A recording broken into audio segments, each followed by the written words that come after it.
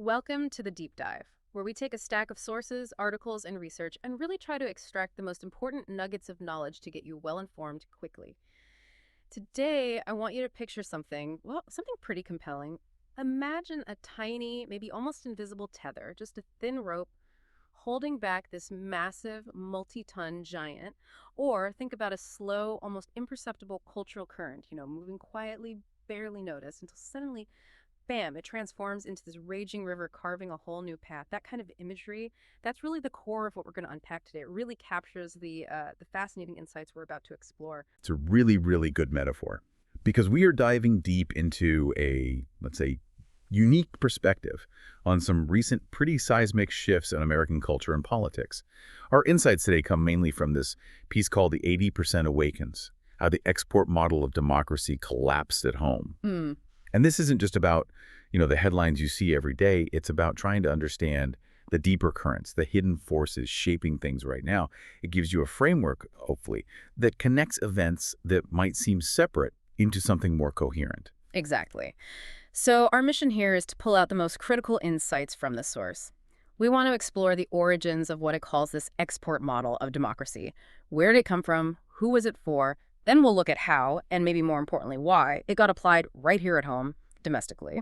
And finally, we'll get into the really powerful, sometimes surprising reactions it provoked from, well, the vast majority of Americans. You might be hearing export model and thinking, what does that actually mean? We're definitely going to break that down. And for you listening, this isn't just some academic exercise. Hopefully this deep dive gives you a powerful lens, a way to make sense of why some cultural debates feel so incredibly charged right now. Why certain norms seem to have shifted so rapidly and what might really be driving the current American landscape. We're aiming for those aha moments, where things click into place, helping you see the forces at play. So let's get into it. Okay, let's unpack this. Let's start with this export model of democracy. What exactly is it? Because the source presents this as a really fundamental concept. It describes it as a very specific definition of democracy, championed for decades by what it calls a small but powerful slice of the population, maybe 12, 20%.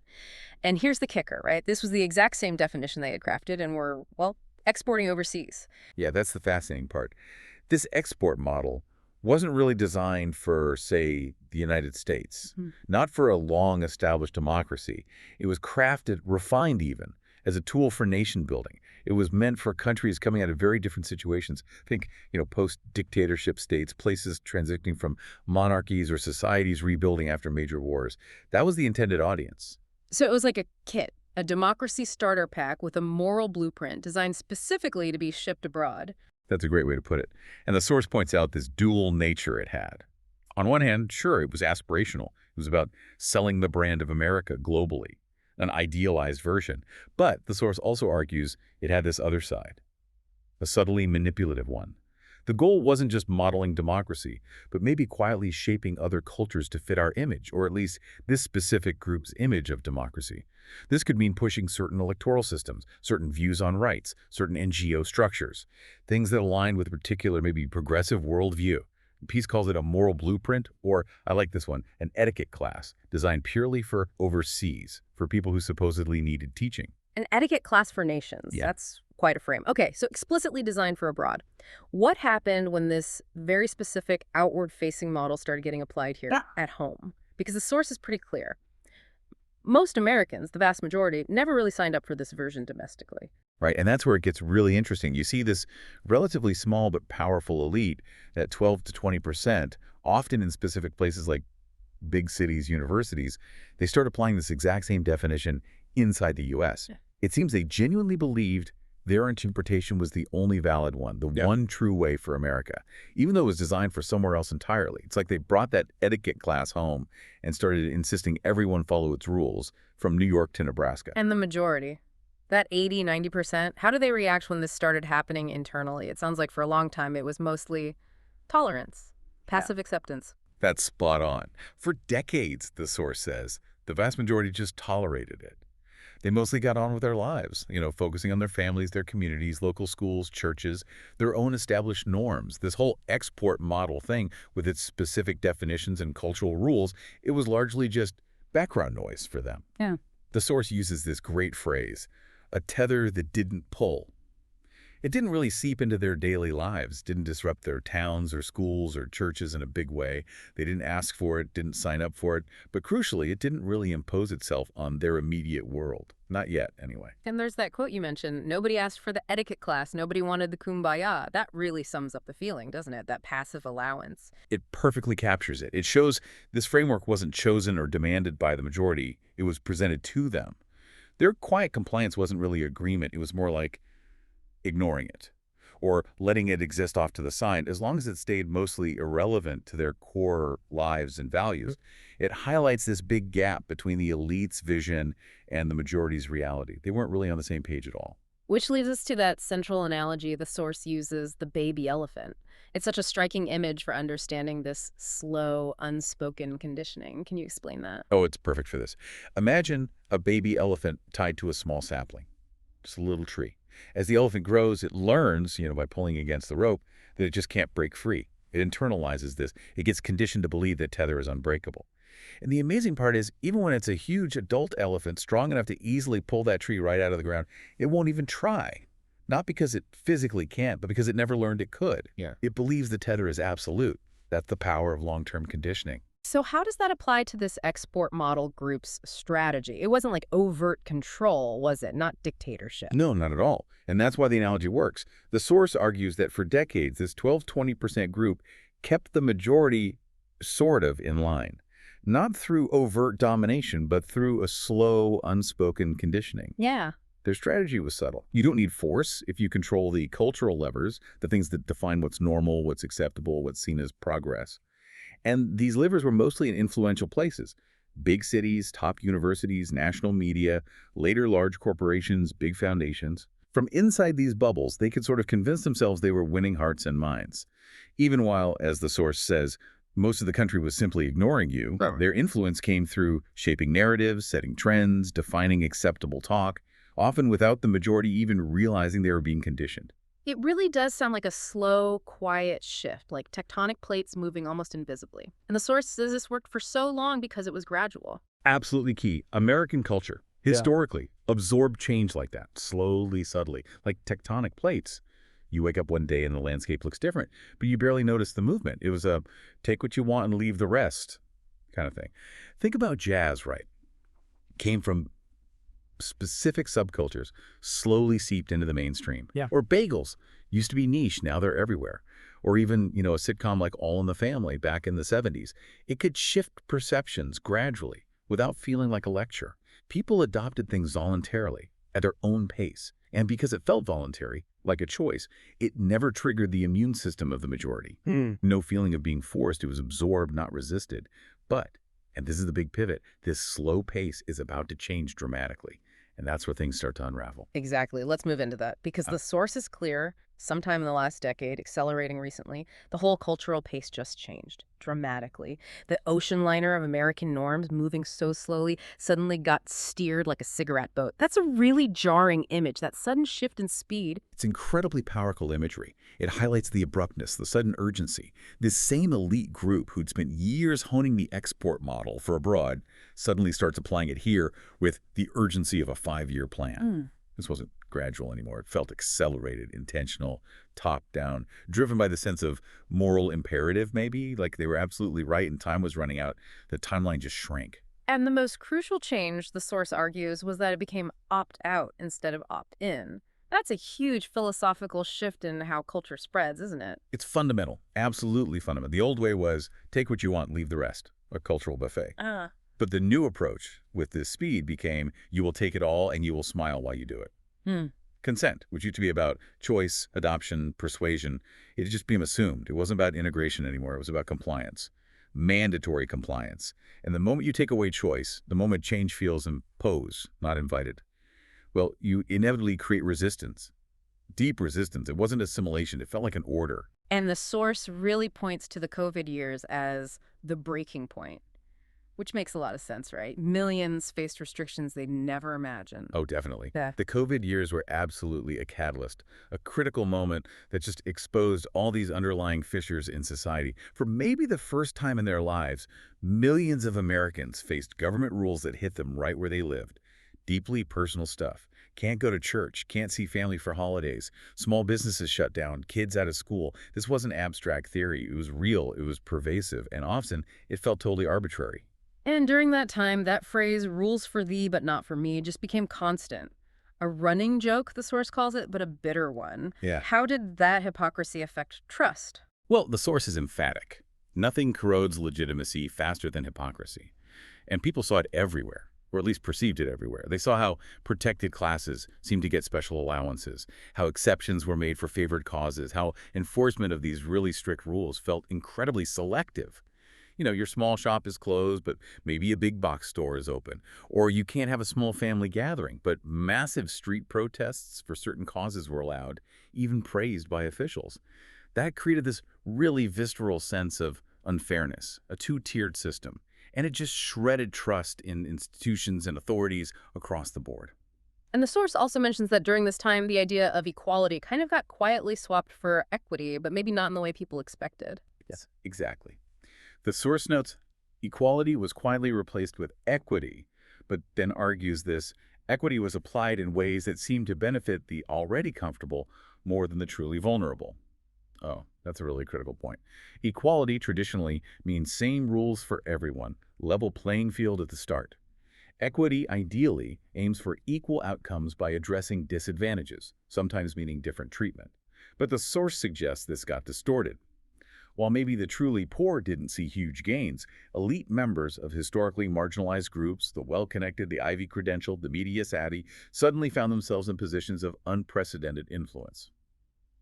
So you had people who belonged to a group that faced historical disadvantage, but who personally already had a lot of social or economic power.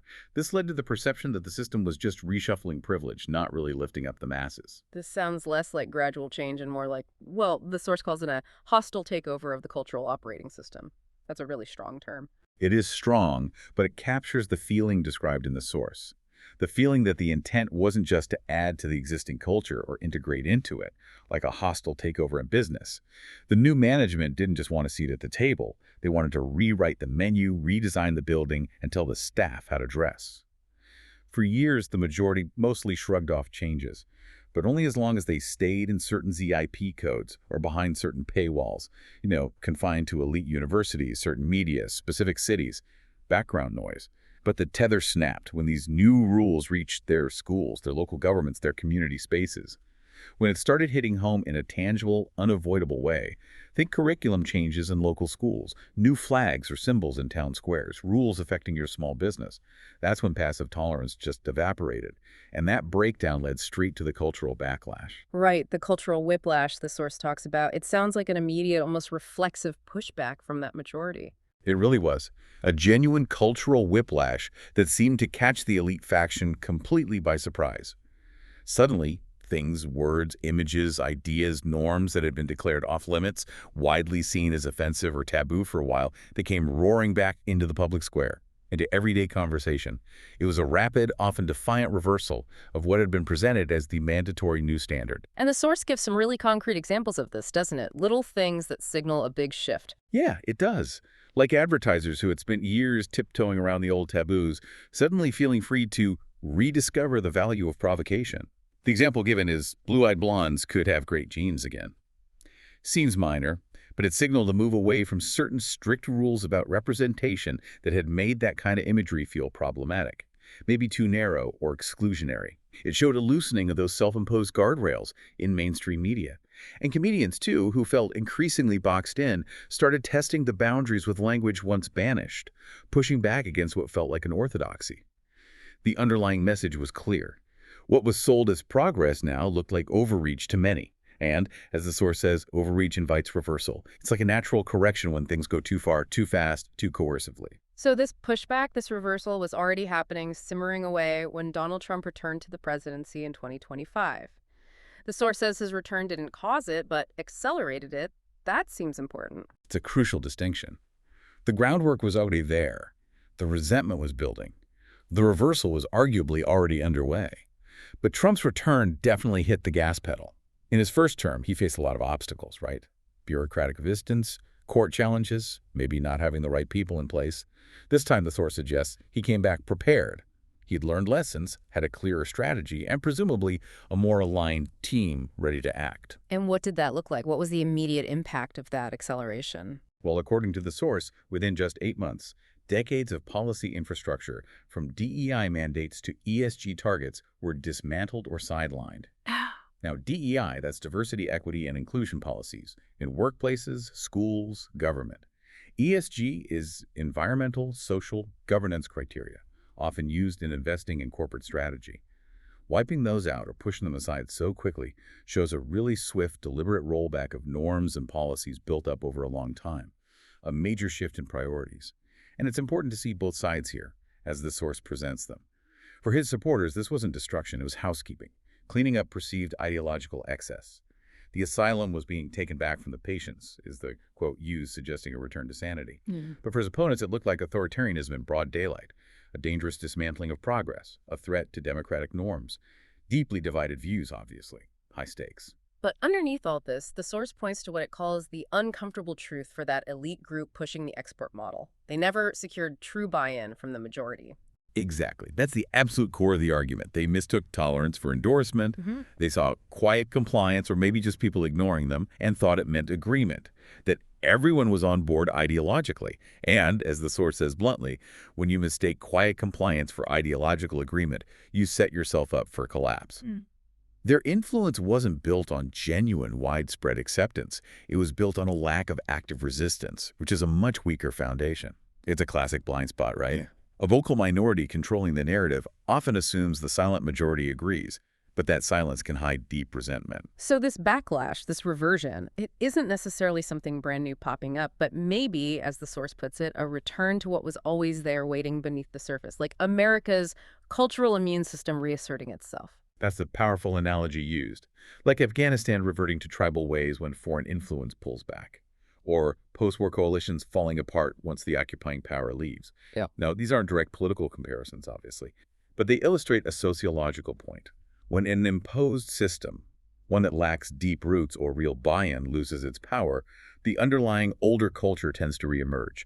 The norms that dominated elite spaces, universities, media, certain cities are being shed by a majority that never internalized them and, in many cases, actively resented them. This wasn't a grassroots demand for those elite norms. It was top-down. Once that pressure eased, the cultural bedrock just kind of reasserted itself. So the big question now, the source says, isn't if this reversion continues, it argues it will, but how far it will go and what will replace the old tether. What's at stake there now that the elephant knows it can move? That's the huge uncertainty. Because once the elephant learns it can break the rope, it doesn't just go back to standing still, the old conditioning, the passive tolerance. It's gone. The majority has realized its strength, its agency. So what happens next? Does it find a new equilibrium, new, more organic ways of cultural interaction? Or does it keep pushing, maybe leading to its own kind of overreach? What new norms, new agreements, spoken or unspoken, emerge now? And understanding this activated coalition is key to understanding that shift from voluntary adoption to mandatory compliance and why it all fell apart. That's a massive question for the future, and it leads right into understanding who is actually driving this, because the media often paints MAGA, for example, as this single, unified thing, right? Like one organism. Yeah, that's a common view, but the source pushes back hard against that. It says the media often treats MAGA like it's a single organism, a monolithic movement with a single ideology. But the reality, it argues, is much messier. It's a coalition as messy and mismatched as any European parliamentary alliance.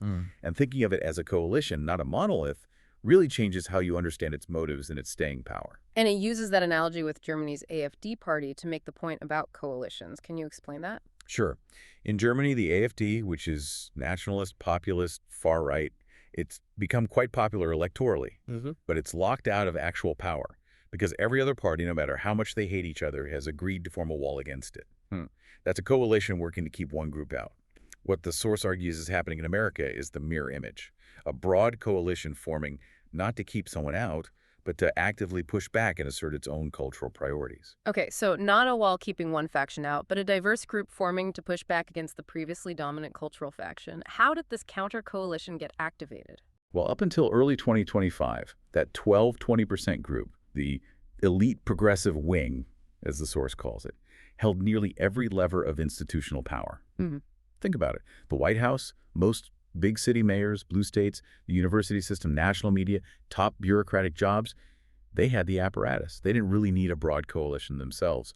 But the source argues, by pushing their rules and norms beyond those bubbles, out of the cities, off the campuses, past the media gatekeepers, and into the lives of the majority, they inadvertently activated a counter-coalition made up of everyone else. That was the trigger. And everyone else is a really wide net. It's not just the stereotypical conservative base people might think of. Not at all.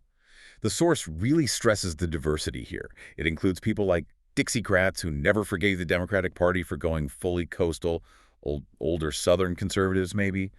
It includes union rank and file who realized the organizers were more interested in climate conferences than in protecting jobs. A sense of disconnect there. Also, middle-class homeowners who saw their neighborhoods change without their consent. Farmers, small business owners, suburban parents, rural independents, and importantly, plenty of old-school liberals who still believe in the Bill of Rights as written, not reinterpreted through a DEI committee. It's a very mixed bag, ideologically. So if it's not one ideology holding them together, what is it? What's the common thread for this diverse group? The source says the glue isn't a shared ideology, but a refusal to live under a system of rules for thee but not for me. That phrase, rules for thee but not for me, became more than just a slogan. The source argues that in the last decade it became a lived experience for millions. It wasn't abstract, it was real, everyday stuff that created this shared sense of grievance. Can you give some more specific examples of how that lived experience played out? How did that unfairness feel real? The source gives a few clear examples.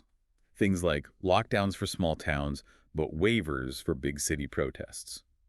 That creates a feeling that rules depend on where you live or what cause you support. Or speech codes for public schools, but carte blanche for university faculty. Suggesting different standards for what can be said in different places, often exempting those with more status. And significantly, crackdowns on traditional religious expression, but exemptions for certain identity-based gatherings, leading people to feel their faith was under attack while other groups got special treatment. Over time, the source says, these exceptions didn't look like protections for the vulnerable, they looked like privileges for the favored. That distinction became impossible to ignore and really eroded trust. And this leads to another really crucial point the source raises. These favored people weren't always poor or powerless, right? That perception was key. That's a critical observation. The source notes many of the favored were already elite by any measure, wealthy, connected, media amplified, or institutionally embedded. Yes, they might belong to historically marginalized groups, LGBTQIA, Jewish, Muslim, African American, immigrant communities, but they often occupied the highest rungs within those groups. They were the ones getting the platform, the microphone, the book deal, the NGO board seat, the university appointment. From the outside to the majority, they didn't look like the oppressed. They looked like the management. This really shifted the dynamic away from protecting the truly vulnerable. So for that 80–90% outside the bubble, this is when, as the source says, the mask slipped. What does that mean? What did they suddenly see? The mask slipped. It means a moment of realization, seeing behind the curtain maybe. America's promise, even if flawed, was always supposed to be equality. Same rules for everyone, ideally, addressing disadvantage to lift people up. But when equality got swapped for equity, and then equity seemed to mean permanent advantages for some and permanent disadvantages for others, the source argues the unspoken deal broke. What used to be tolerated as maybe just elite weirdness confined to certain zones suddenly started to feel like a hostile takeover of the entire civic space. It wasn't just policy anymore. It felt like an attack on the basic fairness of the system, their understanding of America. And this feeling of a hostile takeover is what finally united this diverse group into what the source calls a defensive pact. It uses that 80s corporate thriller analogy again. It's a really effective analogy. Like in those movies, when the raiders came for the company, the employees and shareholders, no matter their internal squabbles, would band together to keep control in-house. In Grapewater, the source argues that's manji now. It's not one ideology. It's a defensive pact. It's a keep the company ours moment. It's not about agreeing on everything. It's about defending their cultural company, their communities, values, way of life, from what felt like an outside takeover attempt. The stakes felt existential, not just political. So this defensive coalition, it grows not because everyone agrees, but because of a shared understanding that the alternative is worse. Exactly. That's key to its strength and broad appeal. They might argue amongst themselves about lots of things, but those disagreements are secondary to the main goal. Stopping something they see as fundamentally worse, having their culture rewritten without their consent. And understanding this defensive nature really helps explain that shift we talked about earlier from voluntary cultural adoption to mandatory compliance and why that became the flashpoint. That really clarifies the dynamic. And it brings us back to how culture used to evolve before this acceleration. The source calls it the old opt-in buffet model. Yeah, for a long time, American culture mostly worked on opt-in. New styles, slang, music, norms would kind of emerge from somewhere, often a subculture, and just seep outward gradually. And the mainstream would just watch, borrow, remix, adopt what it liked, and leave the rest. It sounds very voluntary, selective. It was that slow tectonic drift of culture. It felt organic, evolutionary, like an endless buffet. You, as part of the mainstream, didn't have to eat everything. You could pick what resonated, what fit, and ignore the rest. That voluntary aspect meant change felt natural, less imposed, less threatening. People felt they had agency. But then the source says, over the last decade, especially right before 2025, the cultural left abandoned that slow burn model for something closer to forced onboarding. That sounds like a conscious strategy shift. It does seem like a deliberate change. The shift was stark. Instead of opt-in offering choices, it became opt-out, where non-compliance had consequences. It went from here's a thing you might like to here's the new rule. Compliance is mandatory. What used to be voluntary assimilation or just discussion became compulsory adherence. Now, from the perspective of the cultural left doing the pushing, this often came from a sense of moral urgency, right? A belief that injustices needed immediate correction and their way was the right way. That sometimes justified, in their view, a more forceful approach. And the source uses that direct analogy again, opt-in is courtship, opt-out is coercion. That really hits home persuasion versus imposition. It perfectly captures it. Culture change went from courtship, trying to win people over, to coercion, basically forcing it on them. And for a huge swath of Americans, this crossed the line. It felt like cultural assault. Not necessarily like a shooting war, the source clarifies, but in the everyday lived sense of having norms rewritten without your agreement and being told that disagreement itself was proof of your moral failure. That's incredibly damaging because it removes agency and labels dissent as immoral, shutting down real conversation and just breeding resentment. And this shift also changed how subcultures related to the mainstream, didn't it? Before, even niche groups respected certain boundaries. Exactly. In the old setup, even really distinct subcultures kind of knew their place, respected unspoken lines. The source gives examples.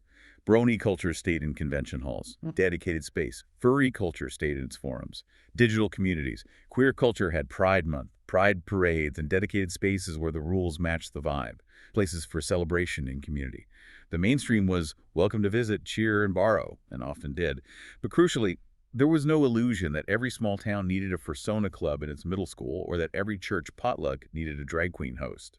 The relationship was often friendly, cordial, even affectionate, precisely because it respected boundaries about where and how these cultures expressed themselves publicly. So the break happened when those boundaries were seen not as courtesy, but as a barricade to be stormed, a total redefinition. That was the turning point. When subcultures went from celebrated guests to self-declared co-owners of the house, in the majority's view, and not just co-owners, but radical renovators. The plan wasn't just adding a room, it was to gut the place and rebuild it in their style, with everyone else footing the bill. The message felt like, the old decor is oppressive, the old furniture is fascist. If you want to live here, you'll live in our remodel. That shift from integration to mandatory overhaul that was the tripwire. And that tripwire was when the 80–90% coalition realized, wait, we're not just sharing the house, we're being told to move into someone else's remodeled version. And unlike in the cities or campuses, the rest of the country still had the numbers to say no. A powerful moment of realizing their own agency. They'd been conditioned by that tether for so long, hadn't really been asked their opinion, that when they finally did say it, it landed like a thunderclap. A real reassertion of will. And again, the source points to COVID yanking the rope, making optional things unavoidable, and exposing that the protected classes often weren't the weakest, but sometimes the wealthy, connected, elite strata telling everyone else how to live. It didn't look like protecting the vulnerable. It looked like privilege for the networked. In a country aiming for equality, the shift to equity felt, in practice, like carving out exceptions for the few while expecting unflinching compliance from the many. And that's when patience finally ran out and turned into resistance. So, back to the business analogy. Not a friendly merger, but a hostile takeover. Absolutely. The source drives that home. Like in those 80s movies, when the raiders attack, the employees and shareholders unite to save their company. Americans across ideological lines began forming a coalition to defend their own cultural company. In the end, the source argues, the shareholders of Main Street simply outnumbered the Progressive Acquisition team 10-1.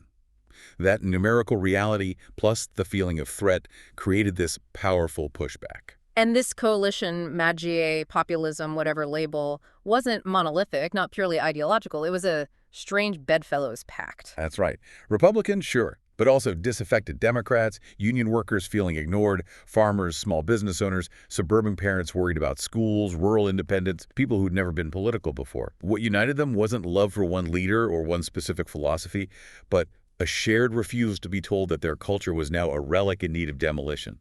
It was an anti-woke coalition forming to contain a progressive vanguard that had overreached. Defensive, not offensive. And when this coalition gained power, especially after January 2025, what happened then? They moved fast, very fast and decisively. The source says, in less than a year, much of the cultural scaffolding built over decades was dismantled, not chipped away dismantled. A really rapid unwinding of policies and cultural initiatives, a swift reversal. Now, whether you see that as good restoration or bad regression or something else, the source says, depends on your own stake in the house, your perspective. But one fact is hard to ignore, bringing us back to the start. The elephant has realized the sapling is no match for its strength, and it's walking wherever it pleases. The old limits are gone, the majority reasserted itself. And there we have it. A deep dive into the 80% awakens, how the export model of democracy collapsed at home. We've looked at where that export model came from, its dual nature, how it was meant for abroad, then how it got applied here, tolerated for years as background noise, until the COVID years became this breaking point, exposing hypocrisy and fueling resentment. And we explored the rise of this surprising defensive coalition, united against what felt like a hostile cultural takeover. Yeah, we saw how cultural change shifted dramatically. From that slow opt-in buffet model, take what you like, to a rabid opt-out imposition, almost a forced onboarding, which felt like coercion to many. And we've understood, through the source's analysis, why that inevitably created such deep resistance from the majority. We really hope this deep dive has given you a clearer, maybe more nuanced lens to view the intense cultural and political dynamics playing out right now. It's a reminder, isn't it, that beneath the headlines, there are these powerful forces of consent, identity, community shaping things. These aren't just abstract ideas, they're lived realities for millions. And that leads us to the final provocative thought the source leaves us with. That image of the elephant, now aware of its strength. The old tether is gone. It's moving freely. So looking forward, what comes next? What new norms, new ways of integrating culture, or maybe even new tethers, visible or not, might emerge now that the majority has rediscovered its agency? And how will this ongoing shift change what normal even means for different parts of society now that the elephant is, well, walking wherever it pleases? Something to definitely think about.